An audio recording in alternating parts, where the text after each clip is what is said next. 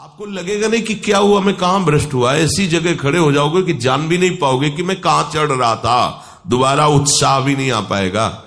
अभी बच्चा ना तो लोक को जानता है, ना परलोक को जानता है, ना हित को जानता है, ना अहित को जानता है।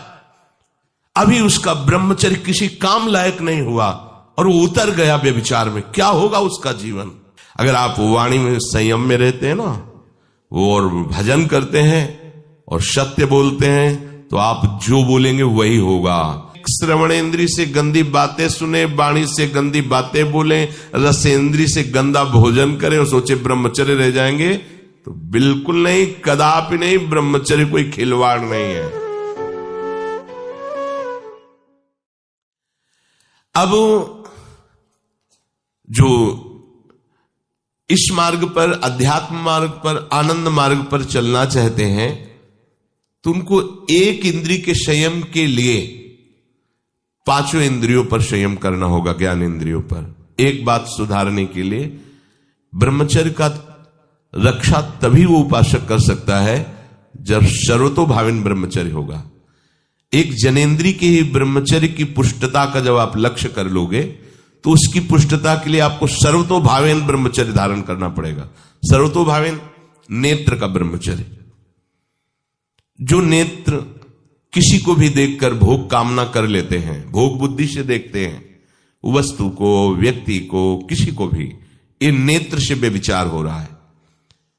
इसीलिए सावधान रहना चाहिए। जैसे नाटक, सिनेमा आदि हैं, वहां तो जान रहे हो चित्र हैं, पर उनमें जो अभिनय करने वाले जन हैं वो तो संसारी जन ही है ना। उनका पहनावा, ओढ़ावा, हाव भाव, अंग प्रत्यंग, अगर आप भगवत भाव से युक्त है तो संपूर्ण सृष्टि में कहीं भी दृष्टि जाए अपने प्रभु की भावना होती है।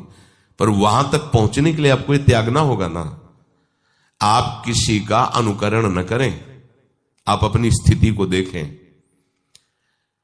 अगर आप किसी का अनुकरण करते हैं कि हमने उनको देखा है, वो टीवी देख रहे हैं, तो टीवी में क्या देख रहे हैं, कहां स्थिति है, हमें क्या पता। हमको जहां पहुंचना है उसके लिए हमारे लिए बाधक है, हमें नहीं देखना है। अगर आप माना कि कोई नाटक ही देख रहे हैं, कोई ऐसे सीरियल ही देख रहे हैं, पर उसमें अभिनय करने वाले तो संसारी भोगी पुरुष ही है ना। आप कोई त्यागी जितेंद्री महात्मा को थोड़ी देख रहे हैं। तो उस देखने में तन्मयता आती है। जिसको हम देखते हैं उस पर हम आसक्त होते हैं, तभी तो उसका सुख दुख अनुभव होता है। देखो कोई ऐसी रोने वाली सीन आए तो रोना आ जाएगा, हंसने वाली आ जाए तो हंसना आ जाएगा, ऐसे तो उसका प्रभाव हम पर पड़ रहा है ना।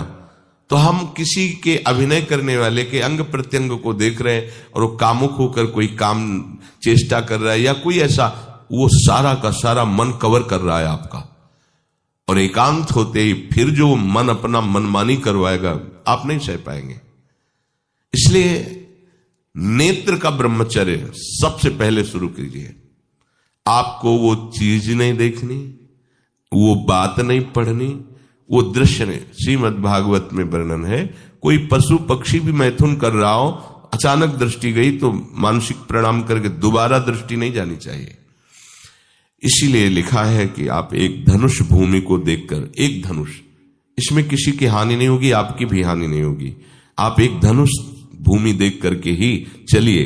मतलब बहुत लंबी दूरी देखने की जरूरत नहीं है, बहुत दृष्टि उठा करके इधर उधर गर्दन हिलाने की जरूरत नहीं है। और जैसे कि कोई टक्कर मार सकता है, तो देखो जिनको प्रारब्धानुसार टक्कर लगनी होती है ना, वो चाहे जितनी सावधानी से चलो, वो प्रारब्ध आकर के दंड देता है। अन्यथा सीम की चाप सके को तासु, बड़ रखवार रमापति जासु। आप जा रहे हो भगवत चिंतन करते हुए, तो प्रभु का नाम आपका पहरेदार अंग रक्षक है, कोई बाल भी बाका नहीं कर सकता। आपका प्रारब्ध यदि आया है, प्रभु से पास हो गया है कि आपको ये दंड मिलना चाहिए, फिर मिलेगा। आप निश्चिंत रहिए, निर्भय रहिए। प्रभु का जो विधान है वो मंगल करने वाला है। देखो इतने बड़े महापुरुष पूज्य श्री राधा बाबा, श्री आद्याशक्ति भगवती की प्रसन्नता की आराधना कर रहे हैं, क्योंकि श्री कृष्ण हमारे पति हों, इस सिद्धांत की पुष्टता के लिए। और पैर फिसल जाता है, स्नान करने जाते हैं, खड़ाऊ पहने हुए थे और अंग टूट जाता है, दवा नहीं लेते, बांस की खिपचाल बांधकर पुनः अनुष्ठान में बैठते हैं। बलिहारी ऐसी सामर्थ्य की, ये भागवतिक प्रारब्ध ऐसे महापुरुषों को भी दंड दे देता है। देखो ना, ऐसे महापुरुष जो ऐसी ऊंचाई पर पहुंचे हैं और इतने भागवत भजन में नियम निष्ठ है, उनको भी प्रारब्ध दंड दे रहा है शरीर को। तो अपने को इससे निश्चिंत हो जाना है। जो होना है उसे रोक नहीं सकते, जो नहीं होना उसे कोई कर नहीं सकता। अपने आराध्य देव के चिंतन में ज्यादा नेत्रों को इधर उधर दौड़ाने की जरूरत नहीं है। नेत्र का ब्रह्मचर्य, फिर वाणी का ब्रह्मचर्य, बहुत बड़ा प्रभाव पड़ता है इससे। यदि आप जवान से अश्लील बातें, गंदी बातें, कामुक बातें करेंगे तो आप ब्रह्मचर्य रह ही नहीं सकते। अगर आप वाणी से परस्पर शरीर आकर्षण वाली बातें करेंगे, बट उसको देखा तुमने क्या, बस आप गए। चाहे वो स्त्री शरीरधारी साधक हो या पुरुष शरीरधारी, परस्पर आकर्षण संबंधी यदि वाणी खुली आपकी, तो वाणी के व्यभिचार से आपका जनेंद्री का व्यभिचार प्रारंभ हो जाएगा। आप रोक नहीं सकते, नहीं रोक सकते। इसलिए वाणी से भी कोई ऐसी वार्ता ना कीजिए जिससे आपके अंदर काम वेदना बढ़े। श्रवणेंद्री का, कान से गंदी बातें, व्यभिचार की बातें, कामुक बातें सुनना जिससे हमारे हृदय में कामना जग जाए, बिल्कुल नहीं।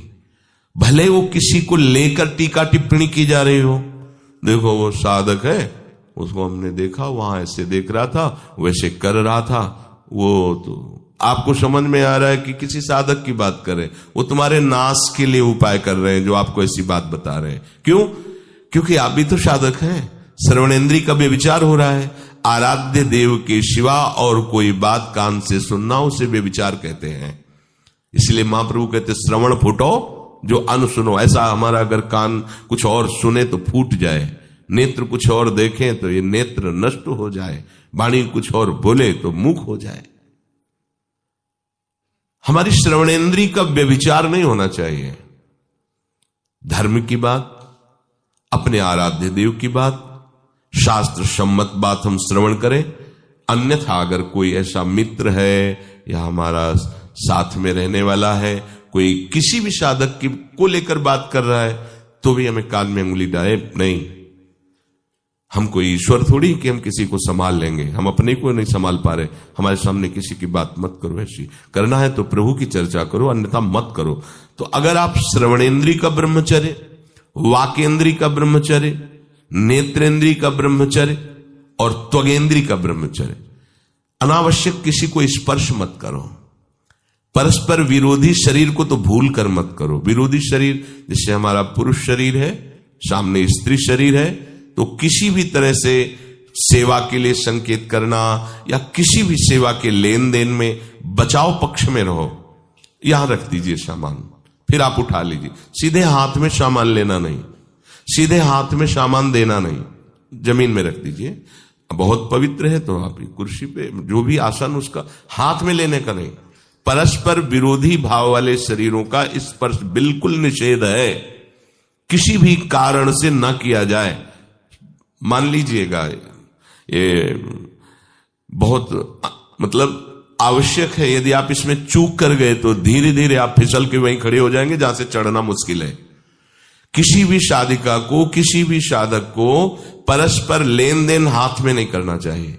मानो हमारी बात, आपको माला देनी, चौकी पे विराजमान करो, हम उठा लेंगे। हमें कोई सामग्री, ये सामान रखिए, आप उठा लीजिएगा। कभी भी कोई भी परस्पर मुस्कुराहट, बातचीत, ऐसे कोई इशारे यदि दिखाई दे तो आप बचो और उसको बचाओ। साधक है, साधिका है, उससे गलती हो सकती है, आपसे भी गलती हो सकती है। आप सत्संग सुनते हैं, आपको लगा कि इसकी मुस्कुराहट, इसकी कुछ चेष्टा ऐसी दिखाई दे रही है जो हमारे अंदर कामुकता पैदा कर सकती है, उसको भी बचाओ और स्वयं बचो, तो भगवान आप पर प्रसन्न हो जाएंगे। वो देख रहे हैं अंदर की बात। साधक को बहुत सावधान रहने की आवश्यकता। ये इसको खिलवाड़ मत समझो, इसीलिए कह रहे हैं ये अध्यात्म है, ये परमार्थ है। आपको लगेगा नहीं कि क्या हुआ, मैं कहां भ्रष्ट हुआ, ऐसी जगह खड़े हो जाओगे कि जान भी नहीं पाओगे कि मैं कहां चढ़ रहा था, दोबारा उत्साह भी नहीं आ पाएगा। बात अच्छे से समझ लीजिए। तो हमारी त्वगेंद्री का व्यभिचार ना होने पावे, सहसा किसी का इस पर, किसी की भी अगर सेवा करने का सौभाग्य मिले, फिर उसमें ये प्रश्न नहीं उठता। अगर कोई गिर रहा पड़ा है, भला ऐसी स्थिति में कि मुझे अत्यंत आवश्यक है उसे उठाना, अगर नहीं उठाते तो वो कष्ट पा रहा, अचानक कोई गिर जाए, फिर हम ये नहीं देखेंगे, फिर ये हम सूत्र नहीं स्वीकार करेंगे कि अब हम तो ब्रह्मचारी हैं, अब हम खड़े खड़े देख, नहीं, उसको अत्यंत आवश्यकता है हमारी। अब उस समय हम भूल गए अपने आप को और उसको उठा करके अगर हमें अस्पताल ले जाना, अस्पताल ले जाएंगे, जरूरत है हम उसकी सेवा करेंगे। सावधान, वो भगवत भाव से की हुई सेवा तुम्हारे अंदर आध्यात्मिक शक्ति पैदा करेगी, काम भावना नहीं पैदा करेगी। हमारी मां बीमार हो और हमें उसे पता चला कि शौच कर दिया है, हमें शौचाना पड़े, हमें उसका मल धोना पड़े, तो क्या हमें काम जागृत हो जाएगा? क्या मेरी मां है। हमारी बुद्धि कभी ऐसी नहीं होगी। आपका पिता है, आप लड़की हो, कोई दूसरा रह नहीं गया और वो बीमार है, आपको ऐसी क्या काम जागृत हो जाएगा? क्या अगर ऐसी सेवा में काम जागृत होता तो कोई नर्स ही अस्पताल में नहीं होती। हर सेवा उसको करनी होती है, नर्स को, चाहे वो स्त्री शरीर हो चाहे पुरुष शरीर हो, परस्पर विरोधी शरीरों की सेवा, पर कहीं काम थोड़ी जागृत होता है, क्योंकि उसको अपने सेवा धर्म से मतलब है। तो ये सेवा के समय इस सूत्र को न देखा जाए, पर ध्यान रखें, अत्यंत आवश्यक जहां आपके सिवा नहीं हो सकता, वहां अगर हमें ऐसा अवसर मिलता है कि सेवा उसे हो सकती है तो हम पहले उसे प्रेरित करेंगे। और अगर ऐसा है कि अब कोई नहीं है, फिर हमारा परम धर्म जागृत हो जाता है परहित का। अगर हमारा कोई निंदा भी करे, कोई शरीर की भी हानि हो जाए, अब हम परवाह नहीं करते। परहित सरिस धर्म नहीं भाई, इससे बड़ा कोई धर्म नहीं है। पर ध्यान रखें, भगवान को साक्षी करके ये उस समय की बात है जहां बिल्कुल कोई अब गुंजाइश नहीं रह गई है। त्वगेंद्री को ऐसे सहसा किसी आप पुरुष शरीरधारी पुरुष को भी सहसा इससे आप में शक्ति जागृत होगी। यदि आप वाणी को मौन रखते हैं, भगवान नाम जप करते हैं और सत्य बोलते हैं, तो आप जब कभी जो कुछ भी बोलेंगे वैसा ही सत्य होगा। गांधारी जी ने कोई तप नहीं किया था। जब सुना कि मेरा ब्याह धृतराष्ट्र से हो रहा है जो बाह्य नेत्र रहित हैं, उसी समय पट्टी बांध ली कि जब मेरा पति संसार को नहीं देख सकता तो मैं भी संसार को नहीं देखूं। जब मेरा पति मेरे रूप को नहीं देख सकता तो मैं भी किसी के रूप को नहीं देख, पट्टी बांध ली थी। जब महाभारत का युद्ध चल रहा था, बड़े बड़े वीरों को मार गिराया जा रहा था, गांधारी ने दुर्योधन से कहा, सुन, मुझे पता है कि भीम की गदा को तो झेल नहीं पाएगा, क्योंकि सबसे बड़ी बात भगवान का वरद हस्त उनके ऊपर है। दूसरी बात, वो पवन पुत्र है, वो जब अपने आवेश में आ जाएगा तो तेरी सामर्थ्य नहीं कि उसकी गदा के प्रहार को तू सह सके। पर मैं तुझे शक्ति प्रदान करूंगी। मैं एक पतिव्रता हूं, आज तक कभी पति का वरण करने के बाद कुछ देखा नहीं है। मैं अपने नेत्रों की पट्टी खोलूंगी, तू नग्न होकर मेरे सामने आ जाना। मेरी दृष्टि पड़ते ही वज्र का शरीर तेरा हो जाएगा। किसी के सामर्थ्य नहीं कि तेरे उस अंगों को तोड़ सके। भगवान सब कुछ जानने वाले हैं। भगवान भक्त पक्षपाती होते। भगवान का स्वभाव भक्त का पक्षपात लेना होता है।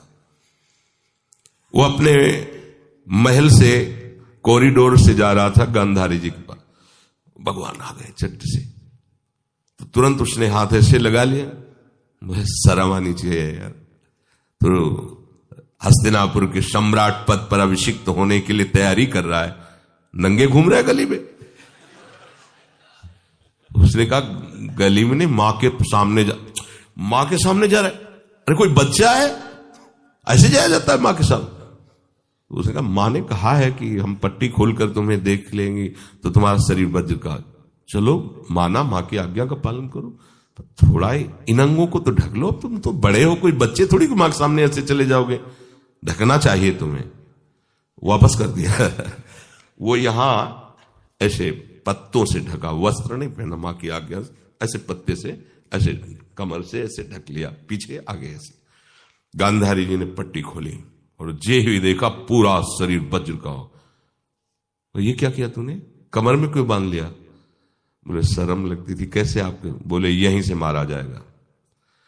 भीम की गदा का प्रहार तेरी इसी जंघा और कमर को तोड़ देगा, तेरी मृत्यु। मान गई, प्रभु के विधान के आगे किसी का बल काम नहीं करता। गांधारी ये केवल आंख में पट्टी बांधने की सामर्थ्य थी कि मेरा पति यदि अंधा है तो मैं भी किसी रूप को नहीं देखूंगी। अगर आप वाणी में संयम में रहते हैं ना, वो और भजन करते हैं और सत्य बोलते हैं, तो आप जो बोलेंगे वही होगा। पर ऐसा कुछ अनर्थ वो बोलता ही नहीं, क्योंकि ऐसा संयमी जान जाता है कि इन सब का फल भगवत प्राप्ति है, किसी को कष्ट देना नहीं है। एक एक इंद्री का जब आप ब्रह्मचर्य संयम करोगे तब आपका वीर संयम होगा। ध्यान रखना, आप नेत्रेंद्री से गंदे चित्र देखें, श्रवणेंद्री से गंदी बातें सुने, वाणी से गंदी बातें बोलें, रसेंद्री से गंदा भोजन करें और सोचे ब्रह्मचर्य रह जाएंगे, तो बिल्कुल नहीं, कदापि नहीं। ब्रह्मचर्य कोई खिलवाड़ नहीं है। जो ये तो हुआ इंद्रियों का, फिर आता है अंतःकरण का ब्रह्मचर्य। हमारा मन काम की तरफ तभी जाता है जब उसको निज सुख नहीं मिलता। ध्यान रखना, सृष्टि में जितने भी दुर्गुण दुराचार होते हैं उनमें दो प्रधान होते हैं, एक काम भोग और एक धन, और सब छोटी मोटी बातें हैं। प्रायः जितने भी हिंसा होंगी, जितनी भी भयानक घटनाएं होंगी, भयानक युद्ध होगा, उन दो में अंतर्गत ही होगा, दो के अंतर्गत ही होगा।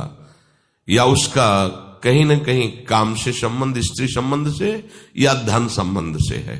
चाहे जो भी घटना हो उसको देख लेना, प्रधानता दो में ही होगा, कंचन और कामिनी। कीर्ति में कीर्तिवान तो कोई बिरले ही होते हैं, तो वो तो बहुत आगे की बातें हैं। पर प्रायः जितने भी युद्ध हैं, जितनी भी हिंसा है, जितना भी भयानक कुकृत्य है, इन दो में ही होता है। उपासक को ये बात समझनी चाहिए, मन को समझाना चाहिए, सच्ची मानी। मतलब वाणी में शब्द नहीं होता इन बातों को बताने का, यदि कहीं मन को समझाना चाहिए। देखो, अपने लोग उपासक हैं, हम जहां जहां आसक्त हो रहे हैं उसमें हमारे मन का केवल भ्रम है। शरीर के द्वारों में कहीं सुख है, घृणित द्वारों में कहीं सुख है। अगर सुख होता तो इनके भोगने के बाद हृदय कह देता कि अब कछुनाथ न चाहिए मोरे, शांत हो जाता। फिर ऐसा क्यों होता है कि उसको एक जगह तृप्ति नहीं होती, क्योंकि वहां सुख है नहीं। फिर सोचता है शायद उसमें हो, उसमें हो, उसमें हो। पूरे के पूरे युग के युग व्यतीत हो गए, कल्प के कल्प व्यतीत हो गए भोगते हुए, क्या सुख मिला? क्या स्त्री शरीर सोचता है पुरुष शरीर में सुख है, पुरुष शरीर सोचता है स्त्री शरीर में सुख है, या आदि आदि। अगर सुख होता तो पूरे ब्रह्मांड में पशु पक्षी कीड़ा मकोड़ा सब मैथुन धर्म से युक्त हैं, ये सब सुखी हो जाते हैं ना। जो जितना भोगा सकते उतना ही दुखी, देख लो, अशांत, क्लिष्ट, परेशान और पापाचरण युक्त। ये क्या है? मन को समझाइए। वैरागी भगवत मार्ग का पथिक मन के द्वारा ऑपरेशन करता है हर वस्तु का। ये सब, इसको ऐसा ना समझे कि बड़ी गुप्त बातें हैं। गुप्त बातें हैं प्रिया प्रीतम के दिव्य चिदानंद में रहस्य की, ये गुप्त बातें नहीं, इनको समझो खोल करके। यदि आप किसी भी तरह से हस्तमैथुन आदि के द्वारा, गंदे दृश्य देख करके, गंदी क्रियाओं के द्वारा आप अपना नाश करते रहेंगे, तो ना आप इस लोक में सुखी रहेंगे ना परलोक में। मान लीजिएगा, ये बातें न तो कही जाती हैं और न सुनी जाती हैं और न समझी जाती हैं। इसीलिए हमारा बहुत ही आगे की पीढ़ी जो सनातन धर्मावलंबी, जो भागवत, हर देश से महान भारत देश को क्यों कहा गया? ऐसा भी है कि अन्य देश स्वीकार किया जाता है कि वो हमसे धनी है, स्वीकार किया जाता है कि वैज्ञानिक तत्वों में भी वो हमसे आगे हैं, पर भारत को महान धर्मशाली देश कहा गया है।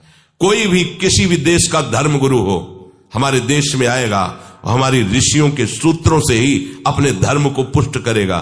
साप का मूल जड़ भारत धर्म का है। कहीं भी हो, कहीं भी देख लो, चाहे जिस देश का नाम लो, कहीं ना कहीं किसी भारत के ब्रह्म ऋषि की छाप लेकर के डोल रहा है। भारत भोग प्रधान देश नहीं है, भारत धर्म प्रधान देश है। यहां धर्म गुरुओं के द्वारा धर्म स्थापना करके चलाया जाता है। यहां आज जो हम समझ रहे हैं कि बाहरी परिपाटी हमारे भारत में आ जाए तो भारत आधुनिक और सर्वश्रेष्ठ देश माना जाएगा, कभी नहीं। भारत अपनी परिपाटी से चलता है, तब सब देशों के ऊपर राज्य करता है। किसी भी देश में न पतिव्रता मिलेगी न यति मिलेगा, ब्रह्मचर्य का कहीं नामो निशान नहीं मिलेगा। ये भारत देश में ही मिलेगा। यहां ब्रह्मचारी मिलेंगे, यहां सती मिलेंगे, यहां प्राणपण से धर्म का पालन करने वाले मिलेंगे। अब हमारे जो नई पीढ़ी है वो आधुनिकता को स्वीकार कर रहेगी। गर्लफ्रेंड, बॉयफ्रेंड, कौन सा रिलेशन है, लिव इन रिलेशन, ये हमारे कहीं किसी भी धर्म ग्रंथ में लिखा हो तो आप बता दीजिए। बाल्यावस्था से आज तक जितने भी धर्म ग्रंथों का स्वाध्याय हुआ, कहीं भी लिखा हो तो ये बोलो सर्वनाश का स्वरूप है कि नहीं है। अभी बच्चा ना तो लोक को जानता है, ना परलोक को जानता है, ना हित को जानता है, ना अहित को जानता है। अभी उसका ब्रह्मचर्य किसी काम लायक नहीं हुआ और वो उतर गया व्यभिचार में। क्या होगा उसका जीवन, क्या होगा जीवन, चाहे वो स्त्री स्वरूप में चाहे पुरुष स्वरूप में हो। क्या बिना संयम के ये पशुता के व्यवहार से किसी की ना लौकिक उन्नति होती है ना परमार्थिक उन्नति होती है। पर कौन सुनेगा?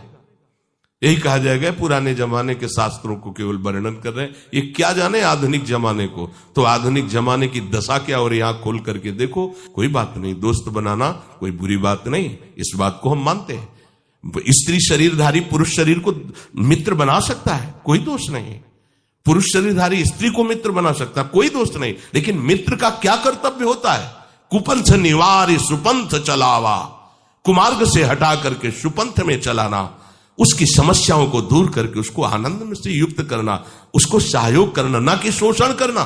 दोस्ती कहते हैं उसके दुखों को मिटा करके उसको शांति और सुख के मार्ग में ले जाना।